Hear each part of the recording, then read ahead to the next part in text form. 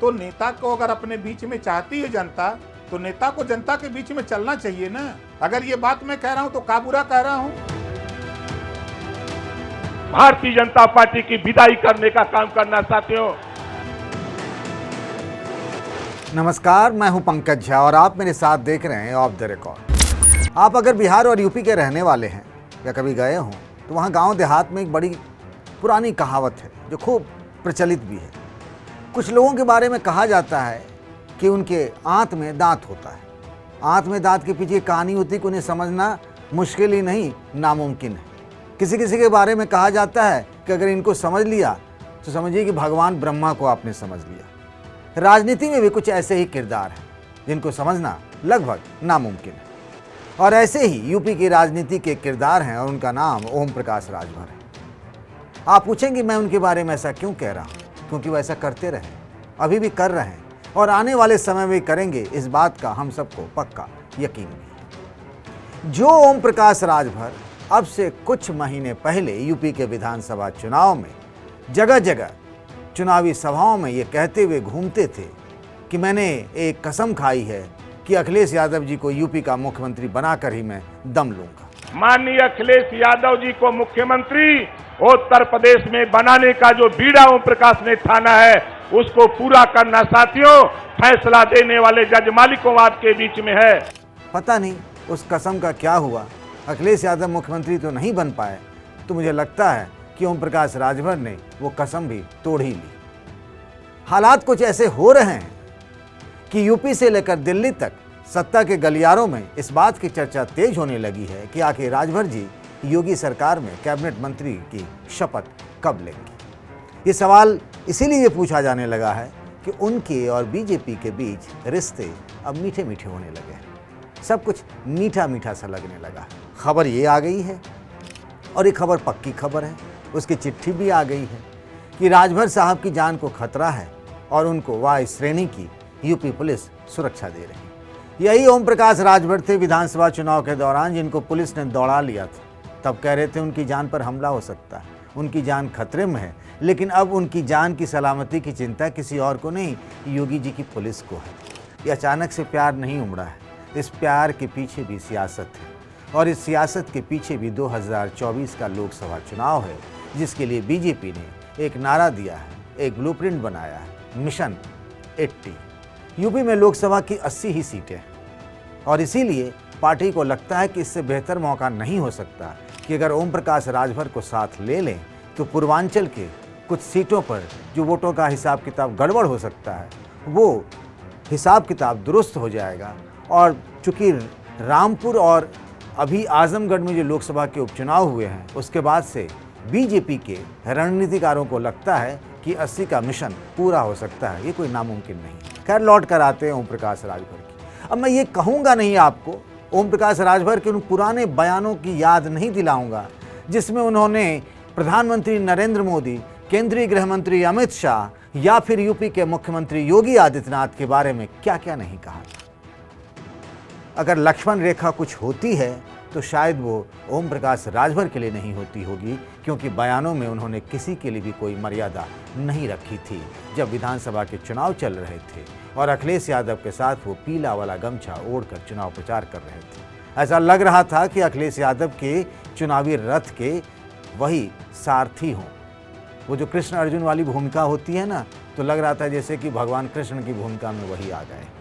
लेकिन चुनाव के नतीजे आते आते जब सत्ता नहीं मिल पाई ओम प्रकाश राजभर और अखिलेश यादव को, तो फिर रिश्तों में धीरे धीरे दूरियां भी बढ़ने लगी। और इसीलिए अब जब सत्ता बीजेपी के पास है, और ऐसा भी लग रहा है कि लोकसभा चुनाव में भी दिख रहा है इस तरीके के संकेत कि बीजेपी को अच्छी खासी बढ़त मिल सकती है। आज के राजनीतिक हालात के हिसाब से मैं कह रहा हूँ, राजनीति पल पल बदलती रहती, कल को क्या हो जाए मैं नहीं कह सकता। ओम प्रकाश राजभर सुहेलदेव भारतीय समाज पार्टी के नेता हैं। बीजेपी की मदद से जिंदगी में वो पहली बार विधायक बने, बात हम 2017 की कर रहे हैं, और पहली बार वो योगी आदित्यनाथ की सरकार में पिछड़ा वर्ग कल्याण मंत्री बने थे। लेकिन उसके बाद धीरे धीरे सत्ता में हिस्सेदारी को लेकर अपनी उपेक्षा और अपनी अनदेखी की बात कहकर पिछले लोकसभा चुनाव यानी 2019 के लोकसभा चुनाव से पहले ओम प्रकाश राजभर ने बीजेपी को बाय बाय कह दिया। वो एनडीए से बाहर निकल गए। मुझे याद है कि उनके साथ जो गठबंधन हुआ था वो बीजेपी के जो चाणक्य कहे जाते हैं अमित शाह, उनकी वजह से हुआ था। उन्होंने पहचान लिया था कि ओम प्रकाश राजभर में एक ताकत है, ताकत राजनीतिक ताकत है, उनके पास वोटों की अच्छी खासी संख्या है। यूपी में का जो पूर्वांचल का इलाका है, वो गाजीपुर हो, मऊ हो, बनारस हो, गोरखपुर हो, ये जो पूरा बेल्ट है बलिया से लेकर के, ये सब इलाकों में राजभर वोटरों की अच्छी खासी संख्या है, जिसमें आजमगढ़ का इलाका भी है। तो उस वक्त वो बीजेपी में चले आए और मंत्री भी बन गए अपनी पार्टी के। फिर उनके 2019 के लोकसभा चुनाव से पहले वो अलग हो गए।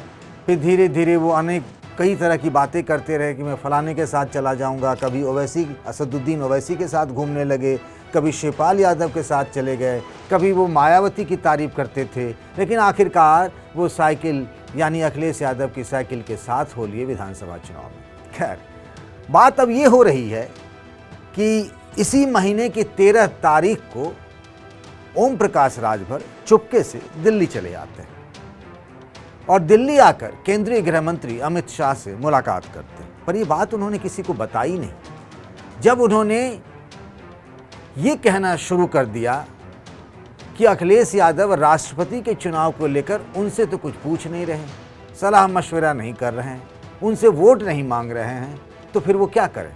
उनको इस बात को लेकर तकलीफ थी कि अखिलेश यादव की नज़दीकी जो है वो जयंत चौधरी की पार्टी से, आरएलडी से बढ़ रही है। अब इसके पीछे की कहानी कुछ और है, सच्ची कहानी ये है कि जयंत चौधरी जो है वो समाजवादी पार्टी की मदद से राज्यसभा के सांसद बन गए।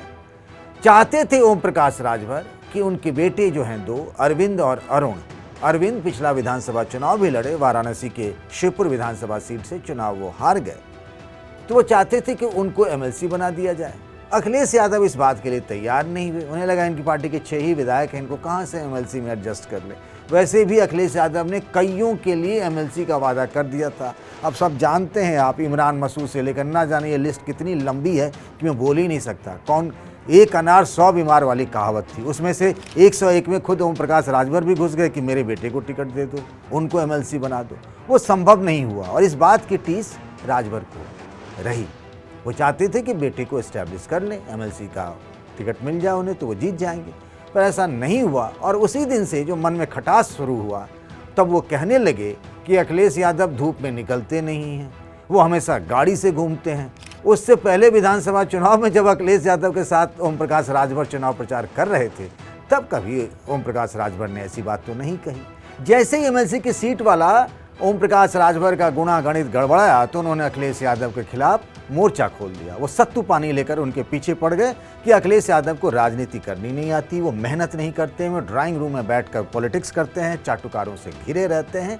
और इसी बात को लेकर वो आगे बढ़ते चले गए और आखिरकार बिल्कुल कहानी पलट गई और उन्होंने राष्ट्रपति के चुनाव में द्रौपदी मुर्मू को वोट देने का ऐलान कर दिया। वोट दे भी दिया। जब डिनर हो रहा था, जिसमें द्रौपदी मुर्मू भी थी, पहुंची हुई थी लखनऊ में योगी आदित्यनाथ के घर पर, तो चुपके से ओम प्रकाश राजभर पहुंच जाते हैं और कह देते हैं कि आपने मुझे बुलाया तो मैं चला आया, आपने मुझसे वोट मांगा तो मैं चला आया। पर ये बात तो स्वतंत्र देव सिंह भी उनसे कह रहे थे कि चुनाव से पहले कि आप आ जाइए मेरी तरफ, तब तो नहीं माने थे। दयाशंकर सिंह भी कहते थे उनसे, जो अब यूपी में अभी परिवहन मंत्री हैं, बीजेपी के नेता हैं, लेकिन वो अपने हिसाब से फैसले करते हैं। ओम प्रकाश राजभर को वाई कैटेगरी की सिक्योरिटी मिल गई है। अब बचता एक ही है और वो है कि आखिर वो शुभ मुहूर्त कब आएगा जब ओम प्रकाश राजभर राजभवन में मंत्री पद की शपथ लेंगे, जैसा उन्होंने 2017 में किया था। हालांकि वो अभी भी कह रहे हैं कि उनका समाजवादी पार्टी से तलाक हो जाए। अब तलाक तो दोनों में से किसी एक को ही पहल करनी है। आपने तो पहल कर दी ओम प्रकाश राजभर जी ने। अखिलेश यादव भी कह रहे हैं कि मुझे क्या लेना देना भाई, वो तो कह रहे हैं कि वाई कैटेगरी की उनको सिक्योरिटी मिली है, तो मैं उनको शुभकामनाएं देता हूं। अखिलेश यादव मन बना चुके हैं कि ओम प्रकाश राजभर को जहां जाना चाहें वो चले जाएं। तो एक तरीके से अब औपचारिक ऐलान ही होना बाकी है और उसके बाद वो तारीख कभी भी आ सकती है जब ओम प्रकाश राजभर माननीय मंत्री बन जाएं और एनडीए के एक सहयोगी बन जाएं यूपी में।